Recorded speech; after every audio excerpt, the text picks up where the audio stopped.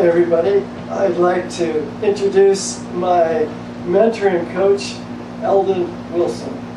And I am Jim Bill, the person who's writing the blog of tennisjourney.com.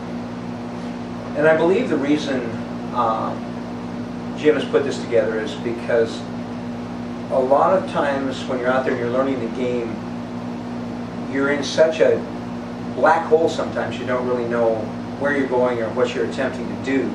You just hope to God that you win. So Jim has put this together, and I think it's a great opportunity for people to see and hear what he's gone through in his stages of development. So I hope you enjoy it. So your second match in the tournament this last weekend was against a younger opponent. Mm-hmm. And what did you find when you warmed up against him? What did you find? What kind of a player was he, a player type? Well, he seemed fairly aggressive. He was hitting through his ground strokes pretty well. He seemed to move well. He had a lot of topspin. Okay. Yeah. Off both sides? More on his forehand than the backhand. The ball was jumping pretty good when he warmed up. So, the first two games you played, how comfortable were you? First of all, let's see, what was the score? What were the scores of this particular match? Yeah, it was 3-6, 4-6. Okay. So, first set, how comfortable were you those first two games? I was a little nervous. It took me, it's when I warmed up. I couldn't even hit the ball to him. I kept hitting the ball. It was flying out to his backhand. I felt the first match I played was the same way too. I just couldn't even, yeah. So, but I relaxed after the first couple of games. So, yeah. What were the first two games? What were the scores of the first two games? I don't remember. 1-1? Yeah, I was in there. Okay. Yeah. But you relaxed after the first two games. Right. Okay. Right. So usually that's what occurs. Mm-hmm. Those first two games are important to kind of to set a precedence for the match or for that set. Mm-hmm. And it's how well we play and how well we perform, not to win them or lose them, but you've got to get yourself in rhythm. Mm-hmm. So when you were playing, did you come in much?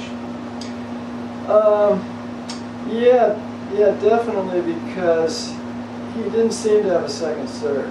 Okay. So I was stepping up on that and coming in sometimes, but this is where I wish I had a video, because I can't remember, what I was doing all the time. I don't think I was coming up to that after I returned that every time.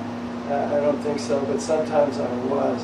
But that was definitely the biggest opportunity I had. That's what I'm seeing with a lot of these guys. Is that it's strange. Like, I question really whether he was a 4-0 player, because I don't see how you can be a 4-0 player if you don't have a second serve. No. And he didn't.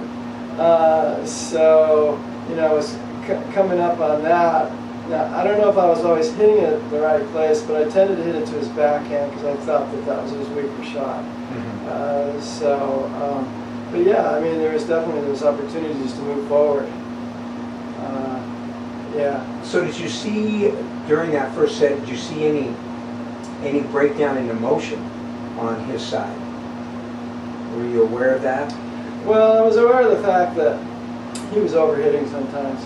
He had opportunities, balls that he should have put away, and like me, he got too excited, hit them long.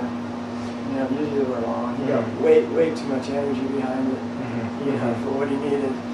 So when you look at, and then we'll start talking about your game, but when you look at a player like that, big forehand topspin, did you go after the forehand at any time to see what?